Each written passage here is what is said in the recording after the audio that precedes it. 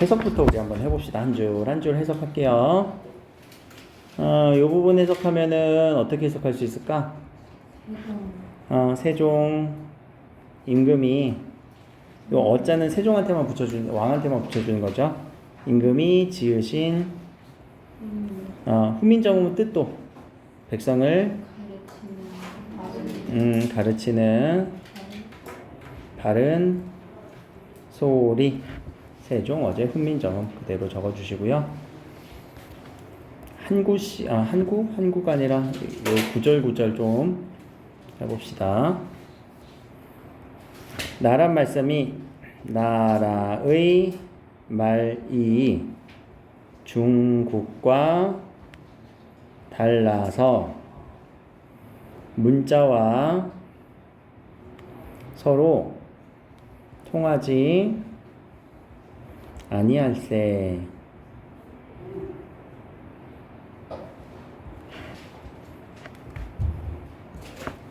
이런 전차로 어린 백성이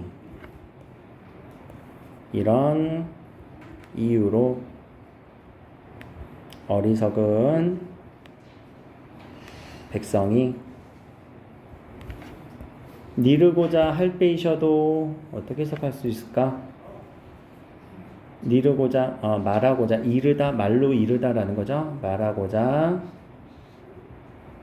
할 바가 있어도 마침내 제 뜻을 실업하지 못하는 놈이 많으니라. 자, 여기는 마침내 제 뜻을 실어는 능히라고 해석해주세요. 능히 펴지 못하는 놈이 하니라. 하자는 많다 많으니라. 아마 오늘은 여기까지 있는 설명을 좀 자세하게 하면은 시간이 다 되더라고요. 보통. 자, 여기까지 해석을 먼저 하시고 그 다음에 이제 문법적인 부분들을 좀 자세하게 설명을 하는 측면이 있어요. 자, 올라가면 우리 첫 번째 해야 되는 게 이 점에 대한 처리를 좀 합시다. 점 보면은 점이 찍혀 있는 글자가 있고 안 찍혀 있는 글자가 있죠. 이 점은 한글의 왼쪽에 찍혀 있는 거예요. 그쵸? 종자는 없네. 심지어 두 글자 찍혀 있는 데도 있지. 그치? 그럼 나란 말싸미를 위에다 좀 적어볼까? 나, 랏, 말, 싸, 미. 요렇게 적어서 요 점에 요 점은 무슨 점인지를 설명부터 좀 할게요. 요 점은 방점이라고 얘기를 해요. 방점. 방점은 성조를 표시한 거거든요. 성조를 표시. 성조라는 거는 높낮이에요.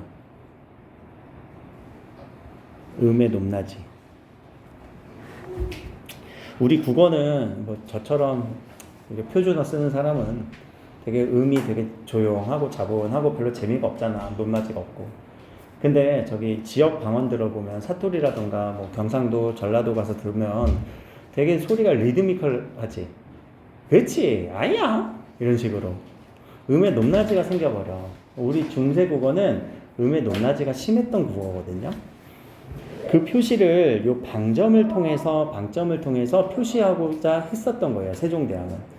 그러니까 국어를 만들 때도 자, 우리 국어에는 높낮이가 있어. 이 높낮이를 글자마다 다르니까 그 글자를 다 표시해 줄 거야 라고 상당히 깊게 접근을 했던 사람이에요. 자, 방점은 처음에 안 적히는 글자가 있고요. 점이 없는 글자가 있고요. 얘를 평성이라고 얘기를 해요. 점이 하나 있는 글자가 있죠. 얘를 거성이라고 얘기를 해요. 점이 두 개인 경우가 있어요. 얘는 상성이라고 얘기를 해요. 그리고 점과는 무관하게 다음에 다시 하실 텐데 입성이라고 하는 요 사성이 있어요. 자, 평성은 평평하게 내는 소리로서 소리의 높이가 낮아요. 점 한 개가 끼친 거성은 소리가 높은 소리예요. 점 두 개의 상성은, 이 상이라고 하는 건 올라가다 위쪽에 있는 거라고 해서 낮은 쪽에서 위쪽으로 올라가는 높낮이를 가져요. 그리고 입성은 빨리 소리를 끝 닫아줘갖고 점과 관계없이 어떤 글자에만 국한돼서 나오는 소리여서 그냥 빨리 닫아주는 소리, 입성은 빨리 닫는 소리라고 합시다.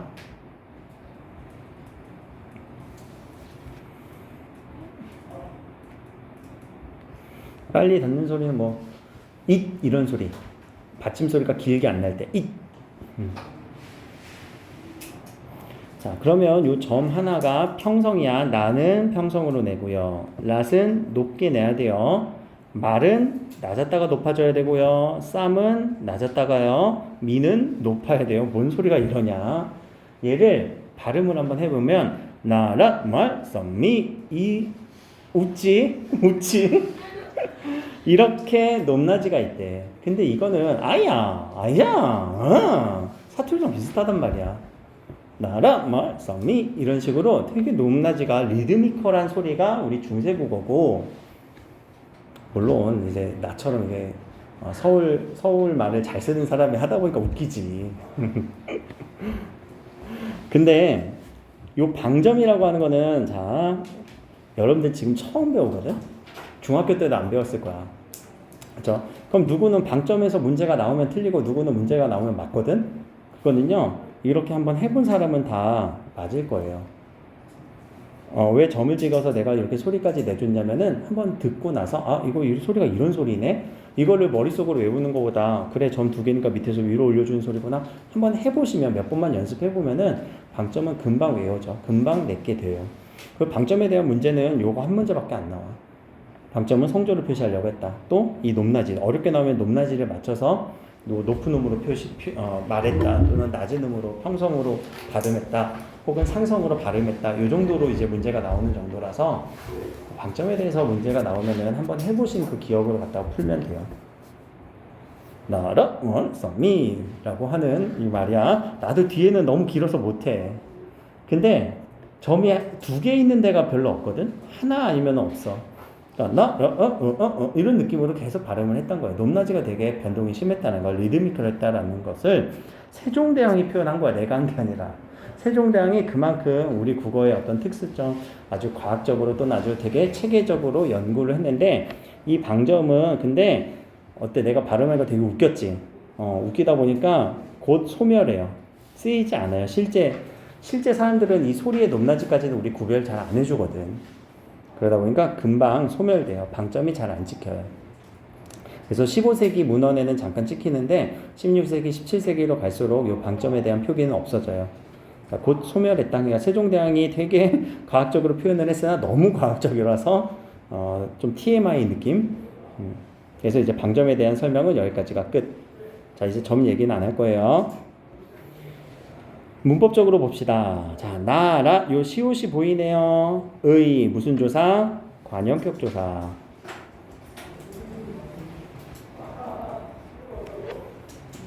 관형격 조사의 요 시옷은 두 가지 버전이 있어요. 시옷을 써주는 경우가 있고요. 의 또는 모음조화로 의, 이렇게 아래어를 써서 의로 써주는 경우가 있어요.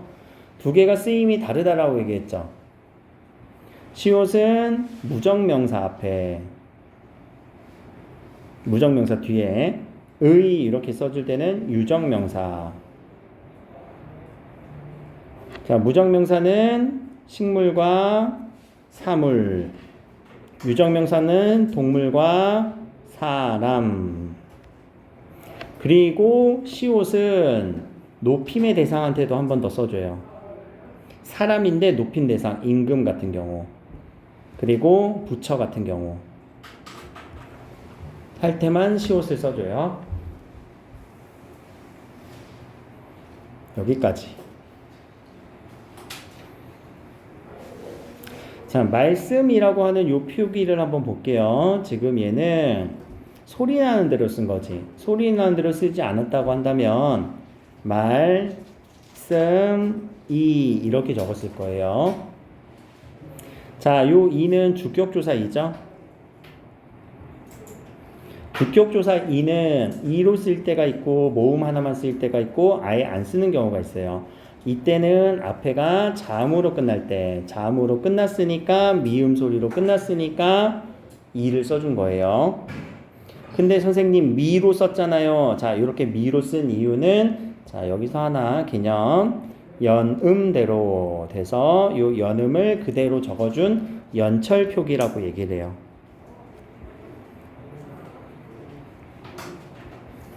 철이라고 하는 단어가 표기 적다라는 의미가 있어요. 철이라고 하는 거는 적다라는 의미가 있는 단어예요.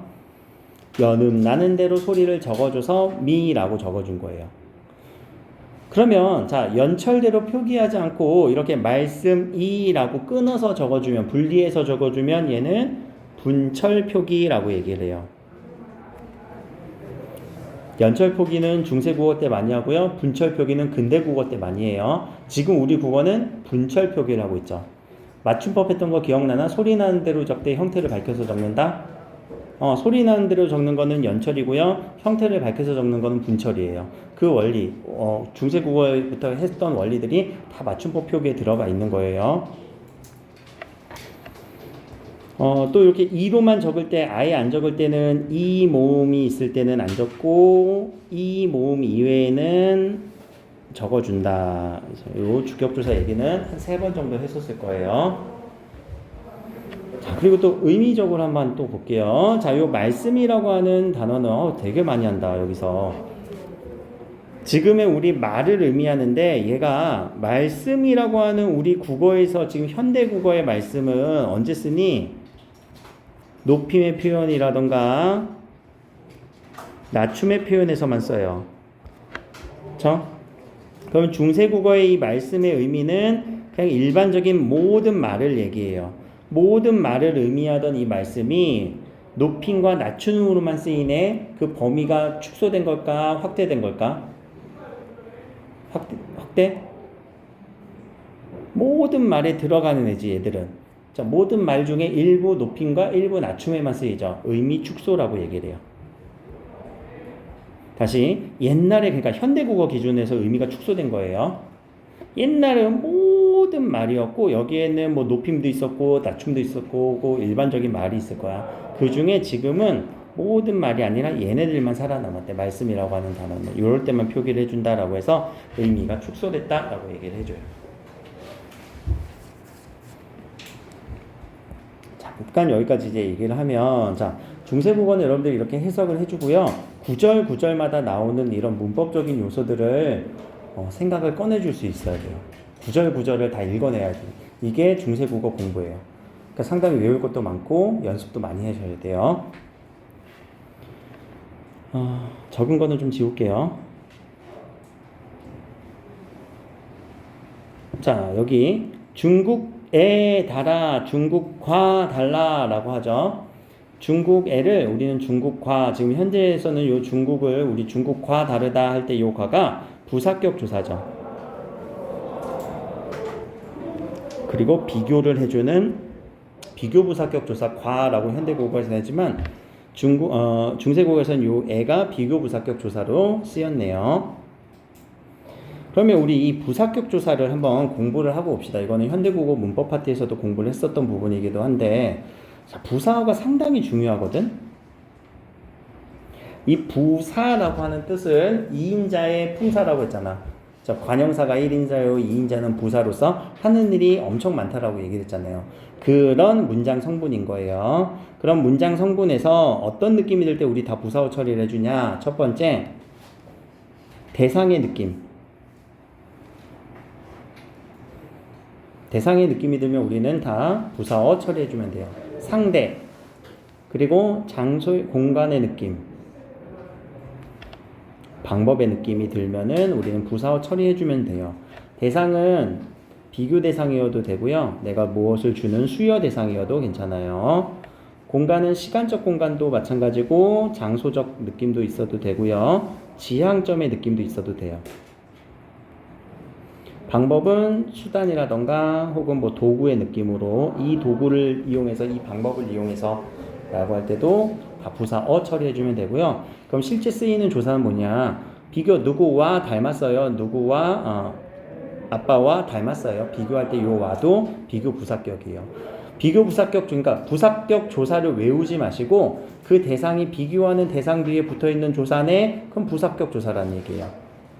수여하는 거는 누구에게 줘야 되겠지? 이 에게도 부사격 조사인 거예요. 그렇죠?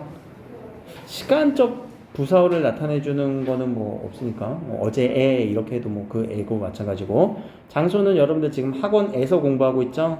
에서 어떤 장소를 나타내주는 부분에서의 조사도 부사격 조사. 지향점은 여러분들 학원 끝나고 어디로 갈 거예요? 노래방? 집으로요. 으로도 로도 부사격 조사. 그렇게 찾아주는 거야. 조사를 부사격 조사는 못 외워. 못 외운다는 건 능력을 너무 저하는 건가? 안 외워도 돼. 자, 도구는 뭐뭐로 여러분 지금 펜으로 필기하고 있지? 그런 도구적 느낌이 들 때 로. 수단도 마찬가지예요. 뭐뭐로써 뭐뭐로 이렇게 설명할 때 말로써 설명한다. 말로써 뭐뭐로 설명한다. 이런 느낌들은 다 부사어 처리를 해주시는 게 일반적으로 부사어의 그 쓰임들을 정리해 주시는 거고요. 그러니까 여기서의 뭐뭐에 달하는 비교해 주는 거죠. 중국과 달라요 라고 얘기를 하는 거를. 자, 달아가 맛이 달달하는 느낌 아니지? 다르다라는 느낌이에요. 이거는 지금 그냥 적어두기만 하고 한번 듣기만 하고 넘어가도 돼요. 옛날에는 이 기본형은 뭘까? 다르다예요. 다르다라고 하는 이 기본형이 달아라고 어미 활용이 된 거거든요. 근데 우리 현대 국어에서는 다르다가 어미 활용되면은 달라로 어미 활용이 되죠. 좀 달라지죠. 달아에서 달라로 중세국어에서는 이렇게 활용이 됐던 게 현대국어에서는 형태가 좀 바뀌었어요. 그렇죠? 형태가 좀 달라요. 그리고 현대국어에서 얘를 르 불규칙이라고 얘기를 해요. 용언의 불규칙 활용 품사에서 하거든요. 그 용언의 불규칙 활용의 르 불규칙이 르가 어미 활용 아나 어로 활용이 될 때 이 르가 리을 리을로 바뀐다라고 해요. 그래서 달라가 된 거예요. 다 이 리을이 리을 리을로 바뀌면서 달라 이렇게 된 거예요. 르가 리을 리을로 바뀌면서. 이거는 불규칙 활용이라고 현대국어에서 문법적으로 얘기를 하고 있습니다. 불규칙 활용 같은 경우는 이제 의문의 변동에는 없죠. 여기까지. 상당히 할 거 많네요. 자, 이때 문자는 한자를 얘기하죠. 한자, 중국의 한자 글자를 얘기하고요. 자, 짱 할 때 요 이응은 소리가 있는 이응이라고 했나? 없는 이응이라고 했죠. 소리 안 내고 이건 동국 정식 표기.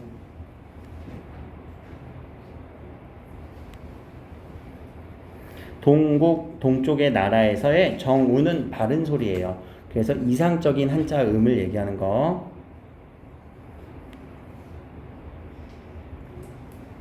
그래서 얘도 곧 소멸. 뭔가 이상적이거나 실생활에 좀 떨어진 애들은 곧 소멸되더라고요. 동국정식 표기도 곧 소멸돼요. 성종 때 정도까지밖에 안 써요. 정식 표기예요? 동국 정운, 정운식. 요 짱 소리를 잠깐만 그러면 들어보고 봅시다. 내가 이거 찾아놓긴 했는데 들어볼게요. 봐봐. 이게 요 중국어의 자가 자 이렇게 안 끝나고 밑에 뭔가 받침 느낌이 있는 느낌이 있다. 들어볼게요.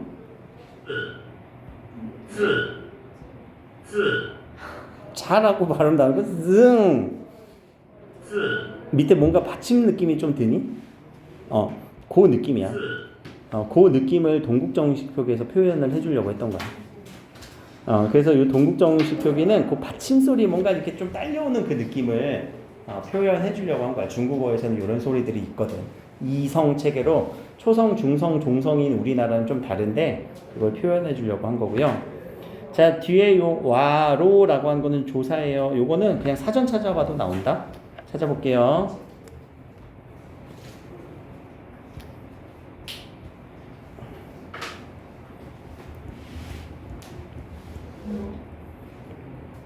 조사 옛말이죠. 옛날에 쓰인 말이에요. 옛말에 쓰인 조사로서 와로를 한 번에 쓰여요. 옛말 와로로 그냥 조사 뭐뭐와 라고 해석해도 괜찮습니다. 뭐뭐와 와로 서로 해석되죠. 자, 여기서 이제 해석하는 사마띠가 요 사마띠를 통하지라고 이렇게 해석을 하는데 얘도 사맞다라는 요 표현이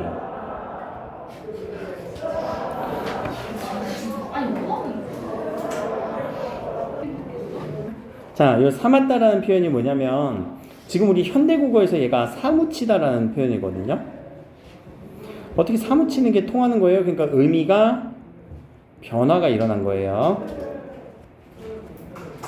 현대국어에서 왔을 때는 사무치다가 의미가 변화 일어난 경우에 속하는데 사무치다라는 단어가 근데 어떤 느낌이니? 어떤 의미를 사무치다라고 하지? 사무치다. 잘 안 쓰지 이런 말. 가슴속에 사무치다. 그러니까 가슴속에 뭔가 이렇게 꼭 눌러 담은 느낌이지. 그러면 그 꼭 눌러 담는 이 사맞다가 내 가슴속에 그냥 들어오지 않고 뭔가를 통해서 들어오는 느낌이지. 내 가슴에 관통해서 내 가슴으로 들어오는 느낌이지. 그래서 그때 통하다라는 느낌으로 원초적인 느낌은 그 의미예요. 이것도 사무치다를 찾아보면 나오거든.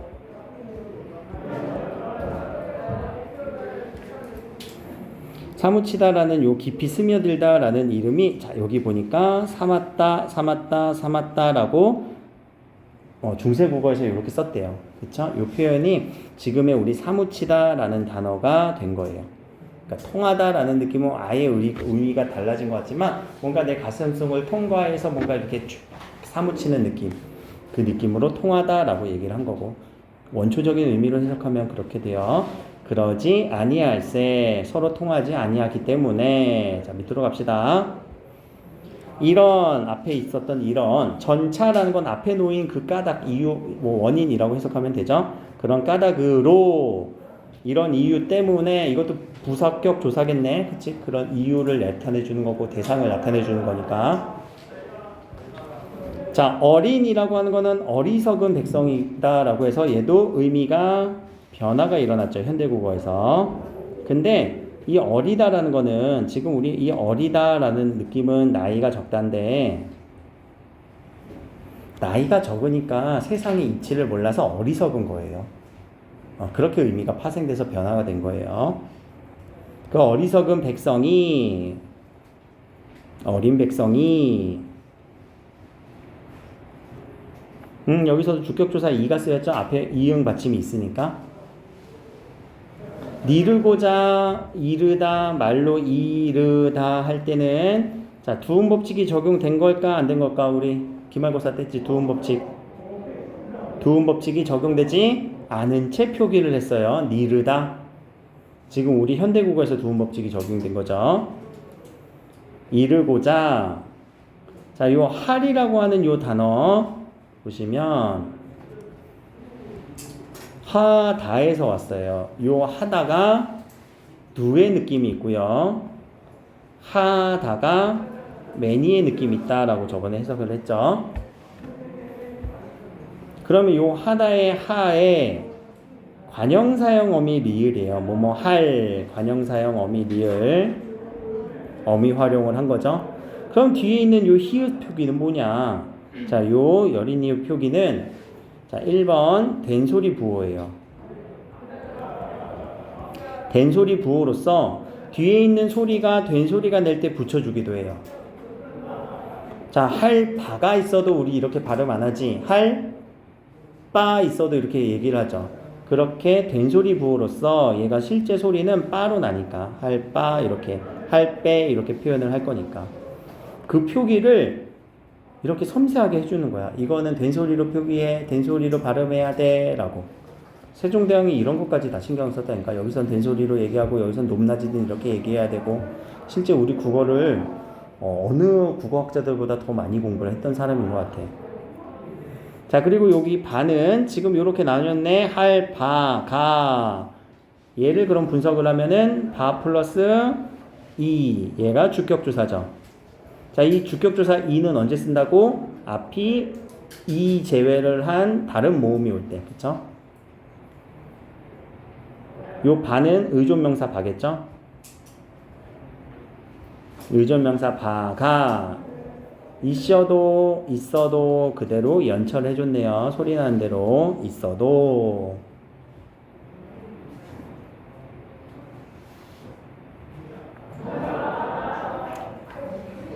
못 썼어?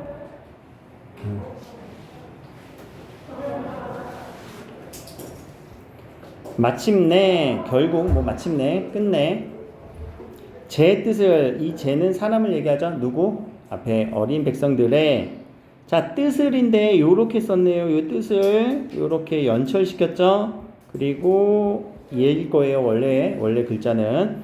근데 여기서 우리 지금 안 쓰는 표기가 쓰이죠. 이렇게 자음의 덩어리들이 나오면 뒤에 글자로 된 소리를 읽어주는 게 좋아요. 그러면 뜻이라고 하는 글자가 될 거고, 자, 요런 표기를 우리는 어두에 쓰이는, 어두는 단어의 머리 쪽에 쓰이는, 제일 처음에 쓰이는 자음들의 무리 군자를 써요.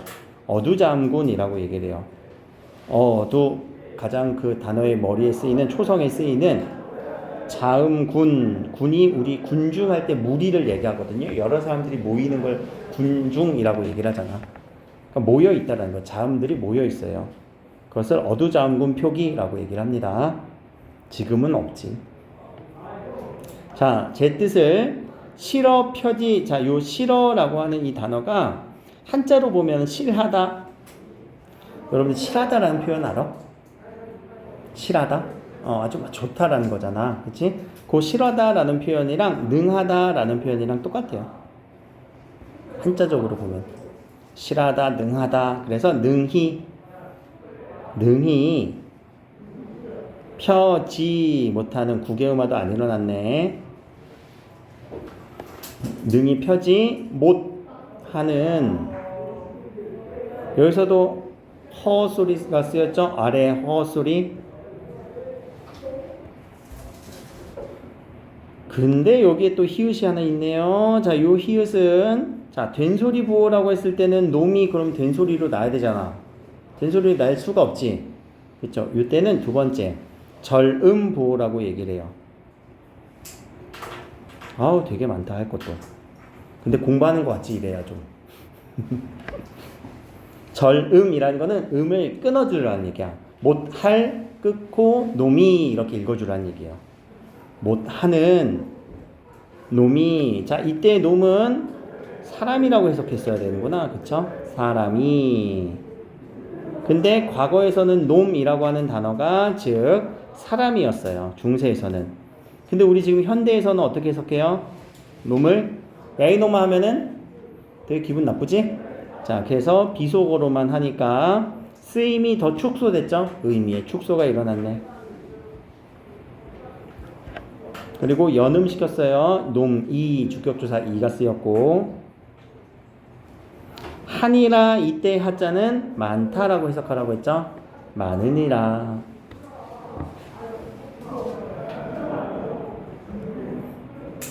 이렇게 보면 자, 나라의 말이 중국과 달라서, 그러니까 중국어 국어를 얘기한 거예요. 또 거기에 쓰이는 글자 한자가 또 우리말을 통할 수가 없어. 표현할 수가 없어. 통하지 아니할세. 이런 이유로, 이런 까닭으로 어리석은 백성들은 말을 하고자 할 바가 있어도 그 뜻을 제대로 말하지도 못하는 사람이 너무 많아요. 그렇게 해서 다음 시간에 해야 될 세종대왕이 창제 이유 여기까지. 자, 요거를 한번 가서 이렇게 읽으면서 한번 해석도 하고 기억에 남아야 돼요. 알겠죠? 이렇게 자세하게 설명을 하는 거는 기말고사 때 들어가니까. 자, 여기까지 합시다.